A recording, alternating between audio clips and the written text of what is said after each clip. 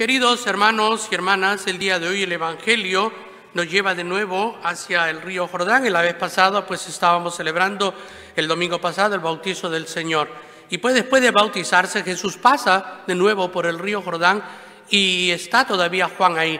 Y está con dos de sus queridos discípulos, Andrés y Juan, ¿no? ¿Y qué es lo que hace Juan el Bautista? Él le señala, ese es el Cordero de Dios que quita el pecado del mundo. Los dos discípulos al oír esto empiezan a seguir a Jesús, pero quiero parar aquí porque acá hay una cosa muy importante que nosotros tenemos que aprender, la humildad, ¿no? Y el dejar ir que está ejercitando Juan el Bautista. ¿Por qué? Porque Juan el Bautista, él tenía una misión muy clara y él lo sabía. ¿Y cuál era su misión? Era la de ser el que anunciaba la venida del Mesías. Y él lo hizo a grandes voces. Él con su prédica preparó a mucha gente para el recibimiento del Mesías.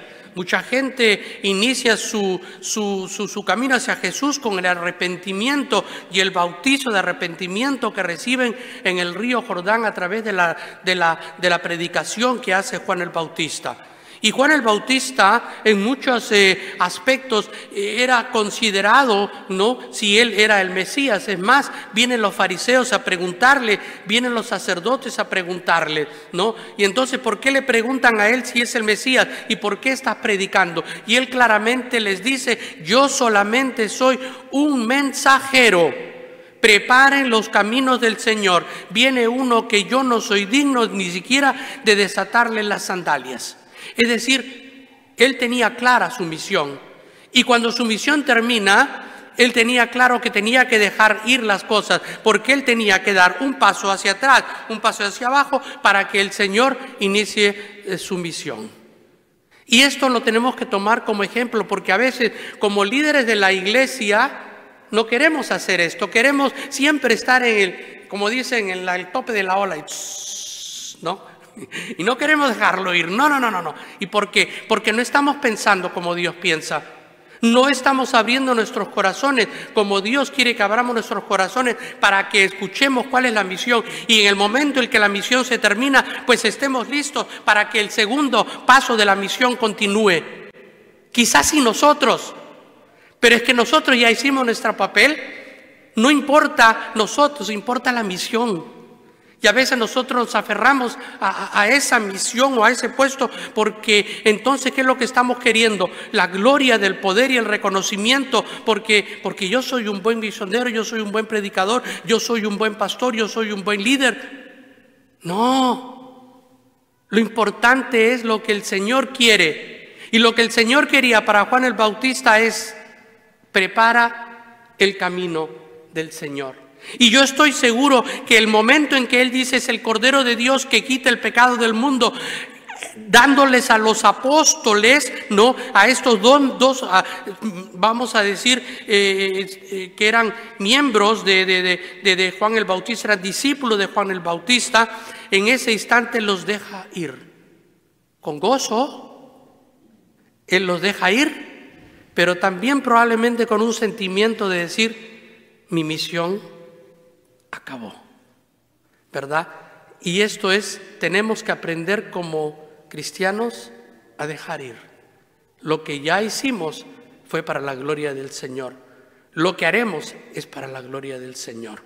Y entonces esto lo tuvo muy claro Juan el Bautista.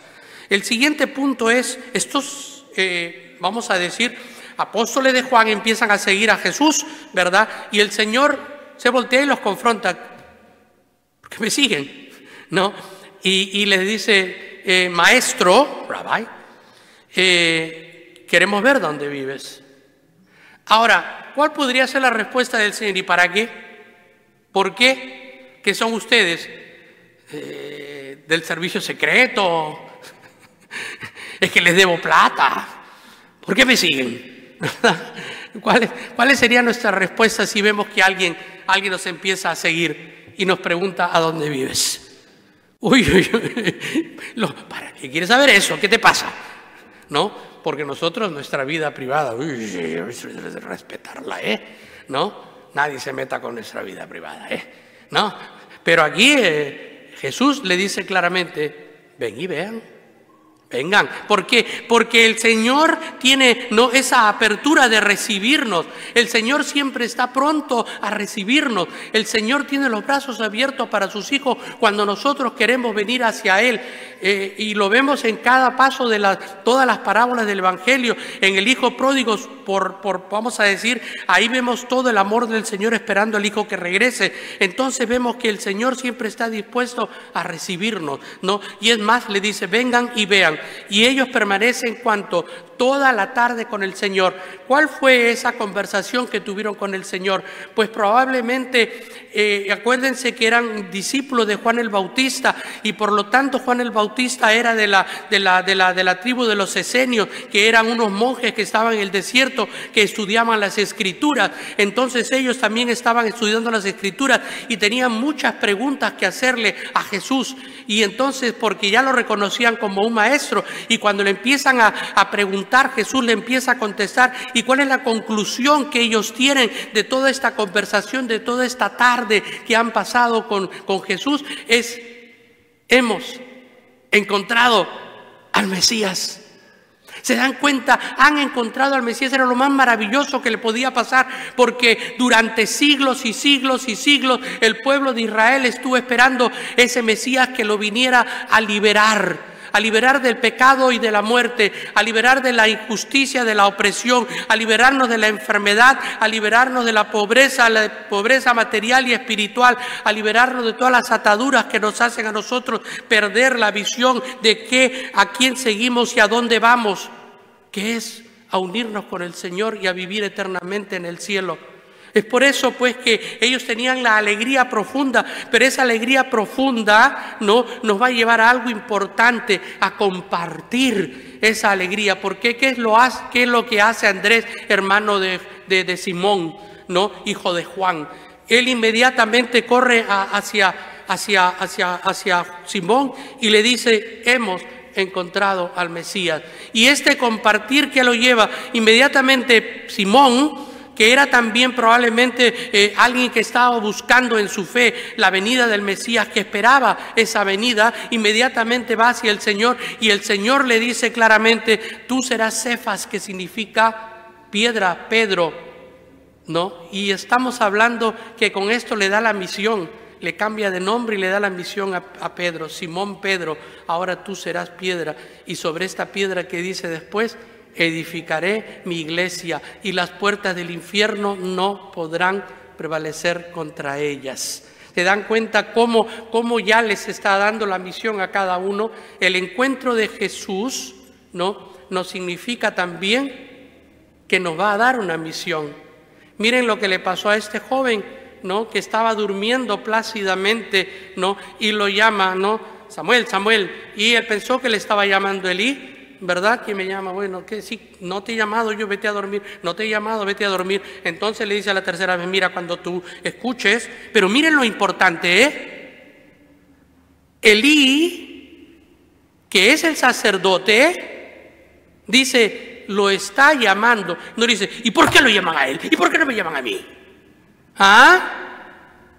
Porque esa sería nuestra reacción, ¿verdad?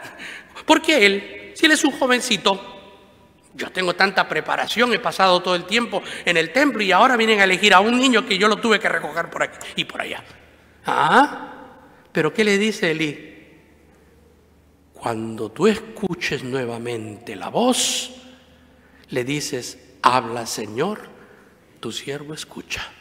Y desde ese momento, Dios estaba con Samuel y crecía en el conocimiento del Señor. ¿Se dan cuenta? Entonces, Elí también sabía que había que dejarlo ir, porque cuando dejamos ir las cosas fluyen, y entonces de pronto estamos viendo que ya las bendiciones del Señor se van derramando y van llegando el plan del Señor a ejecución.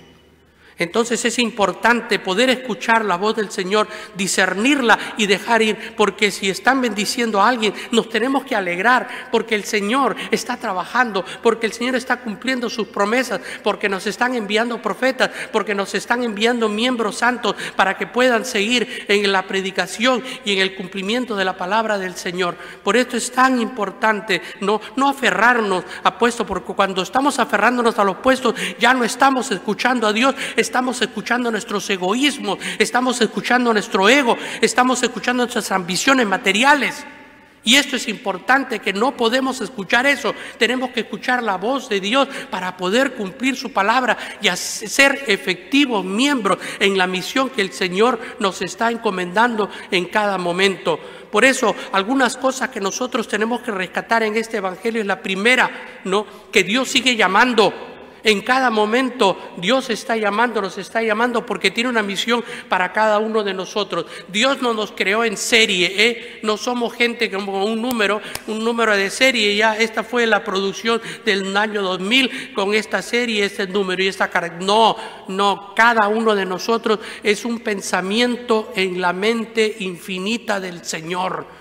Tenemos una misión precisa que cumplir y nosotros tenemos que orar primero por esta misión. Lo primero que tenemos que hacer es ir al encuentro del Señor, porque el Señor está esperándonos con los brazos abiertos. Y la segunda cosa es que tenemos que abrir nuestros corazones para poder escuchar el mensaje del Señor y para poder entender la misión que el Señor nos quiere dar a cada uno de nosotros, sea cual sea la misión, en un mundo consagrado, en un mundo de ser sacerdotes o en un mundo de ser personas casadas que puedan educar a sus hijos en el conocimiento de Dios, porque la familia es el centro donde nosotros aprendemos la vida cristiana, donde nosotros aprendemos a orar, donde los hijos crecen en el conocimiento de Dios y en el amor de los padres y los hijos. La familia es el centro donde es la pequeña iglesia que es bendecida por Dios. Por eso, queridos hermanos y hermanas, tenemos que estar atentos a la misión que el Señor nos quiere encomendar a cada uno de nosotros para poder ser efectivos en esa misión, para poder cumplir la palabra del Señor en nuestra vida, Y entonces, ¿por qué? Porque cuando nosotros cumplimos la palabra de Dios, estamos haciendo lo que hicieron estos primeros discípulos, compartir el encuentro con Dios.